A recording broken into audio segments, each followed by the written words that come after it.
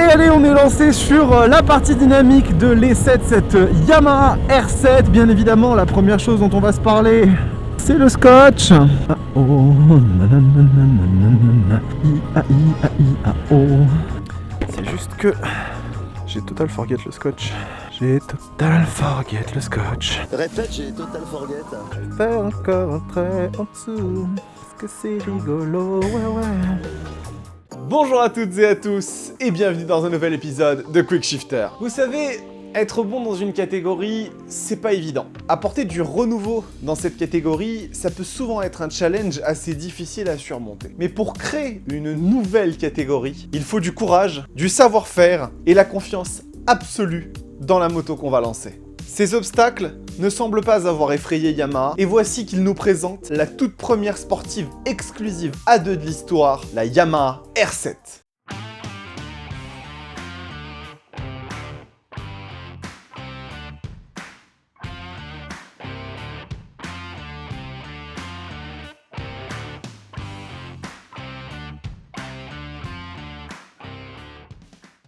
Bon, aujourd'hui c'est du lourdissime que je vous apporte puisqu'il s'agit d'un des tout premiers essais routiers de la toute nouvelle Yamaha R7, une machine qui était attendue par beaucoup de monde normalement, donc on va remercier, même si ça commence à devenir une habitude, mais c'est pas pour autant qu'on ne va pas le faire, Espace Murite qui nous ont fait l'énorme gentillesse de nous prêter en exclu cette machine pour qu'on puisse l'essayer et vous la montrer, donc un grand remerciement à toute l'équipe, Kawasaki, KTM, Ducati et bien évidemment Yamaha. Super showroom, une équipe aux petits oignons. Allez les voir parce que c'est vraiment une super concession. Et tant qu'on y est, vous savez que j'aime bien vous amener des machines qui régalent un peu. Mais celle-là, je me suis vraiment décarcassé pour vous la voir. Donc s'il vous plaît, un petit pouce bleu, un commentaire. Abonnez-vous à la chaîne si le contenu vous plaît. C'est vraiment comme ça que vous l'aidez. Et rejoignez-nous aussi sur Instagram, TikTok. Je poste souvent des petites vidéos en avance et des petits contenus supplémentaires. Donc n'hésitez pas. Alors, j'entends déjà arriver les petits puristes ou les pointilleux qui vont dire gna gna gna, c'est pas la première sportive exclusive A2, je m'explique. Pour moi, la Yamaha R7 est la première vraie sportive exclusive A2 pour plusieurs raisons. Déjà, la position des demi-guidons par rapport au T de fourche est extrêmement importante à mon sens. Oui, il existe des motos comme la Ducati Super Sport ou encore la RS 660, mais la vocation et la philosophie de ces machines est bien plus sport GT que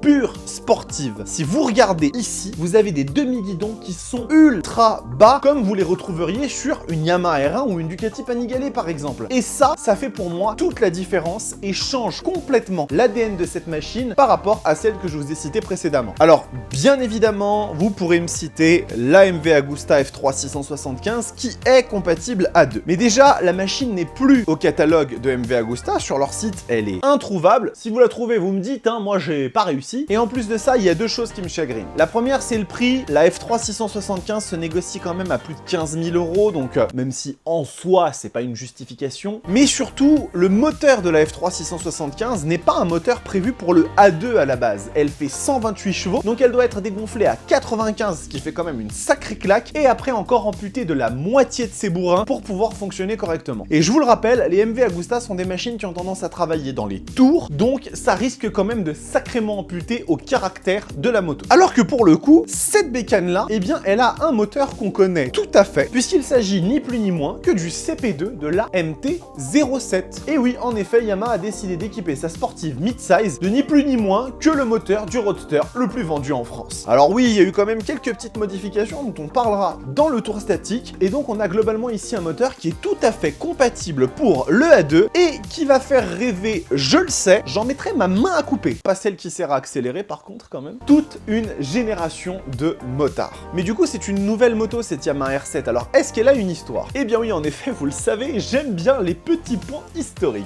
Cette machine tire son appellation d'une moto sortie en 1999, la Yamaha R7 750 OW2, qui était ni plus ni moins qu'une machine de course homologuée pour la route. Yamaha avait décidé de frapper un grand coup à la fin du siècle en proposant un tirage ultra limité, 500 exemplaires, d'une machine développant la bagatelle de 160 chevaux à l'époque avec son kit racing, Racing et qui s'est inscrit dans la légende comme une des toutes meilleures sportives du XXe siècle. Et donc, cette R7 partage le même nom que son ancêtre de 1999. Vous avez d'ailleurs un coloris spécifique pour cette moto et pour le 60e anniversaire de Yamaha qui reprend sa livrée de 1999. Du coup, on peut se poser la question, est-ce qu'elle partage le même ADN que son aîné? Pas vraiment, parce que les considérations en termes de moteur ne sont pas du tout les mêmes. La R7 est bien une sportive pur jus, mais une qui s'adresse aux jeunes motards, à ceux qui viennent d'avoir le permis, mais pour qui la moto rime avec sportivité, avec radicalité. Ceux qui ont regardé avec envie les hyper sportives et savent qu'ils ne pourront pas les toucher avant 2 ans, voire même quelques-uns de plus s'ils ont un minimum de plomb dans la cervelle. Elle offre donc, sur le papier, tout ce qu'une vraie sportive pourrait avoir à donner dans un moteur contrôlable et surtout accessible pour un permis A2. Les promesses sont-elles tenues? On va voir!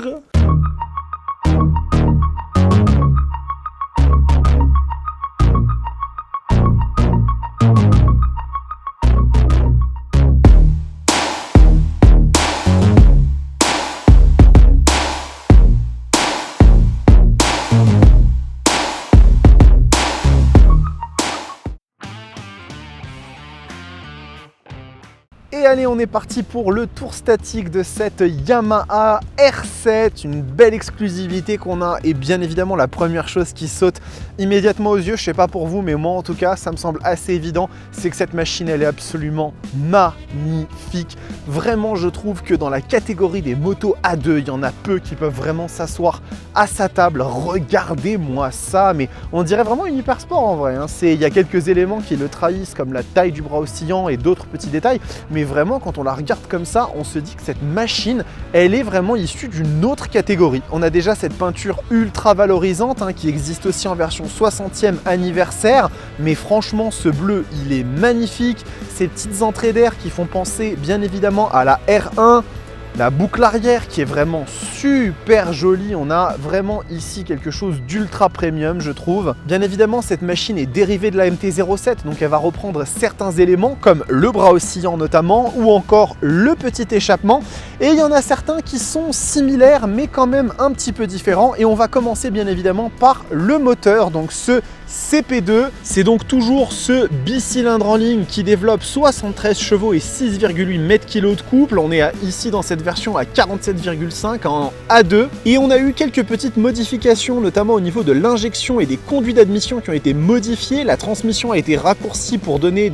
un peu plus de caractère à l'accélération de la machine, et donc ça permet d'avoir une bécane qui déjà offre quelques petites sensations sympathiques. Le châssis est celui de la MT-07, hein, il en est repris intégralement. Ici la hauteur de selle va être beaucoup plus proche de ce qu'on a sur les hyper sportives du marché que sur les sports GT auxquels elle pourrait être affiliée. En revanche bien évidemment que ce soit la position des repose-pieds ou celle des demi-guidons que vous voyez est bien inférieure au T de fourche, ça par contre c'est vraiment de la position de sportive pure et dure et ça va vraiment engendrer des différences assez notables au niveau de la conduite. Alors en ce qui concerne la fourche, cette dernière change complètement, c'est un élément Kayaba inversé de 41 mm qui est totalement réglable, ce qui semble quand même assez légitime pour une moto qui se veut sportive. Donc là vous avez un élément qui est quand même sensiblement supérieur à celui de la MT-07, et le freinage va être réalisé par une marque qui s'appelle Advix, qui est moins connue que d'autres grands noms. Cependant, on a ici quelque chose d'assez intéressant puisque le maître cylindre de la machine est réalisé par Brembo, donc ça c'est assez rare dans cette catégorie. C'est du freinage radial, ça fonctionne quand même plutôt bien, vous le verrez tout à l'heure. Et globalement, le feeling est quand même assez sympa. L'amortissement arrière est réglable en précharge et en détente, donc ça c'est pareil, ça fait partie des petites choses qui sont sympas. Et globalement, on a quand même des belles attentions sur cette machine, comme ces feux LED qui sont du plus bel effet. On a des petits clignotants à LED également qui sont bien intégrés. Donc en définitive, l'exercice esthétique de cette Yamaha R7, il est quand même plutôt réussi, je trouve. Intéressons-nous finalement au tableau de bord de cette Yamaha R7 qu'on va essayer de détailler un petit peu. Donc on est sur un élément qui est quand même relativement classique et pas forcément ultra valorisant, c'est du LCD standard, mais je vous rappelle quand même que cette machine est dans une catégorie de prix et de cylindrée qui n'est pas forcément là pour aller côtoyer des machines beaucoup plus premium. On a cela dit des indications qui sont relativement claires avec la vitesse, le bar graphe pour les contours On a une jauge à essence, sur une sportive, c'est pas forcément ce qu'il y a de plus commun. Et ensuite, on va pouvoir se déplacer sur les petites informations qu'on a ici avec la consommation, le trip, la température. Donc tout ça, ça marche plutôt bien. La Yamaha R7 est une machine qui également en termes de technologie n'est pas forcément la plus dotée qui soit. On va pas avoir de contrôle de traction, d'anti-wheeling, d'anti-stoppie. Tout ça, c'est pas vraiment son domaine à elle. Ici, on va avoir un ABS, un seul mode de conduite et le reste sera entre les mains de son pilote. Ce qui n'est pas plus mal pour se faire ses premières armes, je vous l'avoue. Finalement, un petit point prix concernant cette machine, la Yamaha R7 se négocie à 9 500 € en neuf sur ce coloris-là. Si vous voulez la peinture spéciale 60e anniversaire, il vous en coûtera 500 € de plus pour cette machine. On va finalement terminer par démarrer le moteur. Donc comme vous l'écoutez, c'est quelque chose de très feutré, c'est normal, ça reste un petit moteur. Peut-être qu'en la libérant un petit peu avec un silencieux, ça permettra d'avoir quelque chose d'un petit peu plus vif. On va quand même tourner un petit peu la poignée pour voir ce que ça donne. Moi j'aime bien quand même, il y a quelque chose d'un petit peu rauque en fait dans la voix. On va tout de suite aller voir sur la route si ça se confirme et si les prétentions sportives de cette Yamaha R7 sont à la hauteur.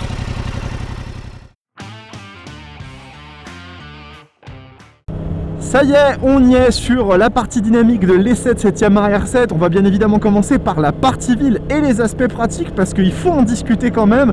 Et on va commencer bien évidemment par la position de conduite. Alors comme vous pouvez déjà sans doute le voir, je ne suis pas sur la moto mais allongé sur la moto, c'est-à-dire que la position est ultra radicale. On n'est clairement pas sur une RS 660, une Ducati Super Sport. Ici, on est complètement plongé vers l'avant. Les demi-guidons sont en dessous du T de fourche. Je vous l'ai montré dans le tour statique. Les jambes sont ultra relevées. C'est très clair, pour moi, cette position m'évoque totalement celle de la Panigale que j'avais essayé sur la chaîne. L'essai est disponible juste là. Et en fait, vraiment, on est sur une position de pure sportive. Il n'y a ici absolument aucun compromis. On est là pour l'attaque, la position va d'ailleurs le faciliter, le fait d'avoir vraiment le centre de gravité du corps très proche du réservoir, ça va permettre une maniabilité de la machine qui va être extraordinaire et qui va conférer en fait ce feeling à l'attaque propre aux motos sportives. Mais clairement, n'achetez pas ça si vous vous attendez à un minimum de confort, ce n'est pas le cas. Cette machine, elle est pensée pour être radicale. Alors bien évidemment, on a aussi la selle qui est à peu près correcte, elle fait penser aux selles qu'on avait sur les anciennes R1, donc c'est pas non plus quelque chose qui est trop tranche de Carpaccio, mais quand même, c'est pas non plus pensé pour tailler les bornes, et quoi qu'il advienne, de toute façon, la position va vous tuer avant les fesses. En ce qui concerne la maniabilité de la machine, 188 kg en ordre de marche, donc forcément c'est un vélo, le centre de gravité est extrêmement bien positionné, donc ça se manipule très facilement et très bien, et bien évidemment, vous avez ce feeling qui est particulier et propre aux motos sportives où vous avez vraiment la possibilité d'attaquer et de manier la machine d'une façon que les roadsters n'ont tout simplement pas. En ce qui concerne les commandes, que ce soit frein, embrayage, j'ai rien à déclarer à ce niveau-là, c'est du pur japonais, donc c'est très doux, ça marche très bien. Le mètre cylindre, c'est quand même du Brembo pour le frein, donc ça c'est à signaler parce que c'est quand même relativement rare dans une catégorie de petite à moyenne moto d'avoir des équipements de ce type-là, donc bravo à Yamaha d'avoir pris l'initiative d'installer ça sur une machine sportive, ça lui donne vraiment un cachet et une noblesse supplémentaire. Et je trouve que globalement l'ergonomie des Komodo elle est bonne, on n'a pas grand chose, on a ici le bouton pour passer sur les feux de route ou les feux de croisement, ici un petit bouton qui va nous permettre de régler en fait les différentes informations qu'on peut avoir sur l'odo, le trip, etc. On mentionnera également le fait que cette machine ait des warnings, donc c'est bien la preuve que c'est une moto qui est à mi-chemin, qui est entre deux mondes et qui va vraiment penser à son utilisateur à la fois sur circuit mais aussi sur la route. La rétrovisibilité est très correcte, les rétroviseurs font un très bon travail, il faut juste se pencher un petit peu en avant pour voir ce qu'il y a dedans parce que c'est la position sportive et sinon si vous les redressez, quand vous allez vous pencher vous verrez plus rien, mais ça c'est typique de ce genre de moto, il n'y a rien de spécifique. Et on a également une visibilité, une lisibilité du tableau de bord qui est très bonne, elle n'est pas des plus chics, des plus raffinés qui sont, ce tableau de bord il est quand même très simple, il est très sommaire, c'est du LCD basique, mais ça fait le travail. On a une jauge à essence, on a le contour en barre graphe qui est vraiment mis en avant, la vitesse. tout est bien positionné, donc ça à ce niveau-là ça marche très très bien. Moteur CP2 oblige, la Yamaha R7 n'est pas une machine qui va consommer beaucoup, hein. On est sur une consommation d'environ 4,5 litres, 5 litres au 100 grand maximum, donc vous allez pouvoir quand même faire quelques bornes avant de devoir passer à la pompe. Et en termes de chauffe c'est pareil, hein, ce moteur c'est pas le plus gros moule buff qui existe, donc il va pas chauffer énormément. Encore une fois, vous le savez, hein, on fait beaucoup d'essais pendant la période d'hiver parce que je ne vous abandonne pas. Mais néanmoins, je pense que même en été, ça reste tout à fait supportable. Et ça aide un petit peu à soulager ce compromis d'une moto sportive où la position est vraiment pour le coup, elle, pas agréable du tout. Finalement, en ce qui concerne le duo, la machine est livrée avec une mini-selle passager qui vraiment va plus servir d'excuse qu'autre chose. Vous allez pouvoir faire un petit peu kiffer vos copines, vos copains pour leur montrer votre toute nouvelle Yamaha R7. Mais clairement, hein, vous n'emmènerez personne avec vous sur une étape de plus de 30 ou 40 bornes parce que ça va vraiment être un sacrifice. J'aurais tendance à dire sur l'exercice urbain que cette Yamaha R7 elle a deux visages. Il y a un côté qui est pratique avec une ergonomie qui est bonne, avec une lisibilité qui est correcte, enfin une machine qui s'emmène bien. Et puis de l'autre côté il y a véritablement le problème de la position de cette moto qui est vraiment pensée pour être très sportive et à l'attaque. Et donc du coup à ce niveau là oubliez tout confort parce que c'est vraiment une machine inconfortable à ce niveau là. Après une fois qu'on s'est dit ça et qu'on en est conscient, bien évidemment cette machine on sait pourquoi on l'achète et qu'on va pas non plus avoir un roadster qui va permettre d'être aussi polyvalent en ville. Et puis c'est surtout la suite des événements qui nous intéressent, c'est-à-dire la route ouverte.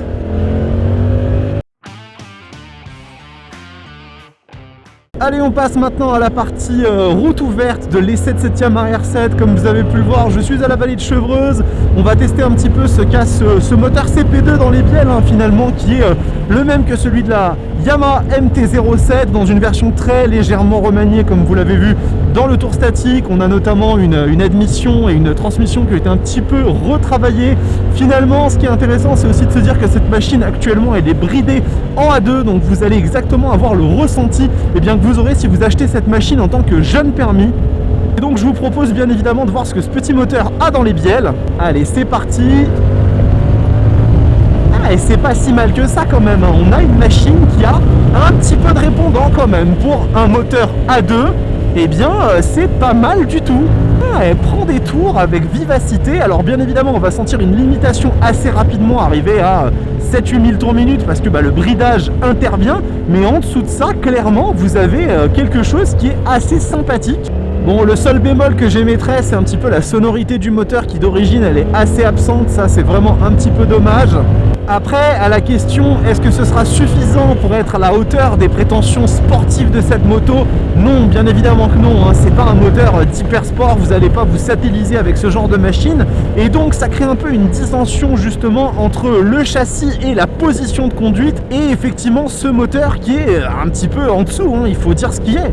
Alors après, en ce qui concerne le châssis, ce dernier est vraiment assez impressionnant, hein. Comme c'est le cas souvent sur les sportives, on a une attaque et une précision qui sont très bonnes. Je ne fais pas non plus trop le fou parce que les pneus sont relativement neufs, la moto a très peu de bornes. Encore une fois, Espace Murit ont été excessivement gentil de nous la prêter et de nous donner cette quasi-exclusivité, donc on les remercie encore une fois. Mais on sent quand même déjà de base que la machine a une rigidité et une précision qui sont vraiment spécifiques aux motos sportives, et ça fait vraiment plaisir. Après, concernant le freinage, on a des éléments qui sont plutôt très corrects, moi je trouve. Regardez, ça ralentit la moto comme il faut, et pour les prétentions A2, c'est bon, on a une dosabilité qui est bonne, une attaque qui est correcte. Ça manque un peu de mordant quand on freine vraiment fort, mais franchement pour une bécane pour jeune permis, ça marche très bien. En plus, on a un ABS qui est lié, alors pas de contrôle de traction comme je vous l'avais dit, pas d'anti-wheeling, pas d'anti-stoppie, mais sur 47,5 chevaux, on va pas non plus faire énormément de choses avec cette machine là. Par contre, en ce qui concerne les sensations de conduite, ces dernières elles sont bien là et on le ressent vraiment avec cette machine parce qu'on a cette position sportive qui permet vraiment de se faire ses premières armes, et ce n'est pas une sportive au rabais, ce n'est pas une moto avec des guidons relevés, on est vraiment sur quelque chose qui vous plonge tout de suite dans cette ambiance là. On la confondrait assez facilement avec une R6 par exemple si il n'était pas mention du moteur. La suspension Kayaba fait également un excellent travail, elle absorbe bien les irrégularités de la route tout en étant suffisamment ferme pour être sportive et met son pilote globalement en confiance. Finalement, que ce soit sur la position, le châssis ou le freinage, la Yamaha R7 fait vraiment un très bon travail pour son prix et pour son positionnement. La seule chose qui va nous gêner un petit peu, c'est le moteur, mais on va s'en parler dans la conclusion de cet essai. On se retrouve tout de suite.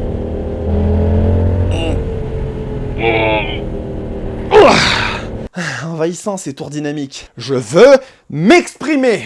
Donc, qu'est-ce qu'il en ressort de cette R7? Eh ben finalement, c'est quand même un petit ovni. Ça reste une machine qui est plus radicale ou presque que tout ce qui se fait dans cette catégorie-là, avec finalement peu d'aide électronique et un moteur qui peut paraître sous-dimensionné à ceux qui aspirent à du vrai sport. Alors, avant de conclure, est-ce qu'il y a quelque chose à mettre en face? Ne vous inquiétez pas, j'ai quelques idées. Donc on va commencer par quelque chose qui est sur un créneau un peu similaire, mais finalement assez différent. La Honda CBR 650R. Alors oui, clairement, on n'est pas du tout ici sur quelque chose de sportif, c'est largement plus sport GT. C'est un petit peu la vision de Honda du sport pour les jeunes permis. On retrouve cette idée de demi-guidon au-dessus du thé de fourche, dans une proposition typiquement à la japonaise, avec une machine bien finie, fiable, et qui sera tout à fait adaptée pour les jeunes pilotes qui ne souhaitent pas se faire peur. Elle est bien moins radicale que la R7, c'est sûr, et risque de se faire probablement mettre une petite gifle dès lors qu'on approchera le sinueux ou la piste, mais elle sera bien plus vivable au quotidien et un peu moins chère. Par ces temps de crise, ma bonne dame. Ensuite, la crise, on va la mettre de côté et on va sortir les billets et on va parler de la Aprilia RS 660. Celle-là, je l'avais déjà essayée. Si, l'essai est juste ici. Vous le mettez de côté, vous finissez de regarder celui-là et après vous y allez. Il est cool, il est cool. Vous savez donc déjà l'amour que je porte à cette machine qui est pour moi aujourd'hui la meilleure moto A2 que vous puissiez acheter. Si, la meilleure. Enfin, pour moi, les avis, après tout, une gueule absolument incroyable. Même la R7, elle fait pas le figure à côté, je trouve. Un bicylindre extrêmement démonstratif avec une sonorité d'origine qui est ultra sympa, je trouve. Limite, pas besoin de mettre d'échappement. Bon, on sait qu'au final, on finit toujours par le faire, mais voilà. Une position qui permet l'attaque, mais sans détruire non plus les poignets et le dos. Et un écran TFT ainsi qu'une technologie assez dingue, le tout dans un prix à peine 1500 € supérieur à celui de la petite bleue. Encore une fois, ce n'est pas une sportive pur jus, mais elle offre un excellent compromis, et pour beaucoup, le compromis, c'est la vie. Voyez de quoi je parle? Et finalement, puisqu'il ne faudrait pas finir ce comparatif sans opposer une concurrente directe à la R7, on va revenir à la MV Agusta F3 675. Alors déjà, comme je vous l'ai dit, elle n'est plus proposée sur le site de MV Agusta. Donc soit vous aurez des fins de stock, soit des modèles d'occasion. Et en neuf, ça vaut plus de 15 000 €. Voilà. Mais là par contre, c'est une vraie pistarde, une sportive pur jus, avec une robe, il faut l'avouer, absolument magnifique, un 3 cylindres qui hurle et qui est ultra rageur, un châssis d'une précision chirurgicale, mais ça reste une machine qui fait 128 chevaux à la base, donc comme je vous l'avais dit, 128, 95, 47,5, la gifle est violente, et franchement à mon avis, vous devez vraiment vous traîner en version A2 là-dessus. Et aussi un entretien qui est bien plus compliqué car le réseau MV Agusta est bien moins développé que le réseau Yamaha. Et puis finalement, bah... il y a le prix quoi, qui est quand même équivalent à celui d'une hyper sportive récente d'occasion. Donc, à vous de voir. Par contre, si vous avez les moyens et que vous voulez vous offrir l'exclusivité, le must du must, la haute couture du monde de la moto, oui, effectivement, cette machine est faite pour vous. Et bien voilà, nous arrivons à la conclusion de cet essai très spécial. Et quand on dresse le bilan, il faut bien l'avouer, la Yamaha R7 est un peu ambivalente. Oui, effectivement, sa gueule, sa position de conduite et ses équipements lui donnent une légitimité dans la gamme sportive de la marque. Mais il faut l'avouer aussi, ce moteur n'a a priori rien à faire dans une machine comme ça. Mais est-ce que c'est bien le cas? Pour moi, cette machine s'adresse à une catégorie très particulière de motards. Ceux qui cherchent quelque chose entre deux mondes. Ceux qui veulent toucher du doigt une émotion. Se compromettre jusqu'au jour où ils pourront conduire une vraie hyper sportive. Et en définitive, qui veulent, dès la sortie du permis, vivre leur passion et leur vision de la moto. En bref, les motards passionnés. Et pour ça, Yamaha, je vous remercie énormément d'avoir sorti cette machine. Cet épisode de Quick Shifter est terminé, j'espère qu'il vous a plu. Encore une fois, je vous le dis, je vous ai apporté du très lourd avec un des tout premiers essais routiers de la Yamaha R7. Bien évidemment, il y a des copains youtubeurs qui ont déjà montré la moto sur circuit. On n'a pas encore été invité, mais vous inquiétez pas, ça arrivera un jour. Mais là, on est vraiment en condition réelle avec une machine qu'on a pu garder longtemps et vous la montrer sous tous ses aspects. Donc s'il vous plaît, je vous le demande, si ça vous a plu, abonnez-vous à la chaîne, mettez un pouce bleu, un commentaire, je veux savoir ce que vous en pensez. Vraiment, la moto c'est une passion et c'est aussi quelque chose sur laquelle on discute, on échange, donc donnez-moi vos avis dans les commentaires. Bien évidemment, je l'ai pas fait en début de vidéo, mais je vous souhaite à tous une merveilleuse année 2022 et de très bonnes fêtes de fin d'année, et je vous dis à très bientôt pour du très lourd sur la chaîne. En attendant, portez-vous bien, ciao.